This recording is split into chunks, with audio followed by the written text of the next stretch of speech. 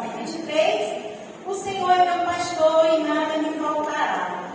E por esses pedaços, que vocês venham a crer que não vai voltar nada para vocês, tem caminho para vocês. Dê o dízimo, dê a oferta com amor do coração. A pessoa vai dizer, não deixe de dar o dízimo não, porque Deus vai honrar. Deus vai honrar a tua fé. Deus vai abrir portas. Deus vai mantimento no teu armário. Não vai faltar nada. Se você crê que Deus já está fazendo, Ele vai fazer mais ainda por você. É só a gente ser fiel. Seja fiel no dízimo, nas ofertas, no pouco, que Ele está dando muito para vocês.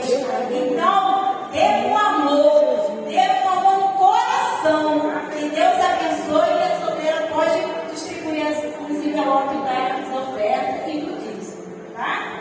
Se for dízimo, vocês colocam nessa caixinha aqui, tá, gente? Nessa coisa pequenininha aí pra frente. Amém. Glória a Deus. Aleluia.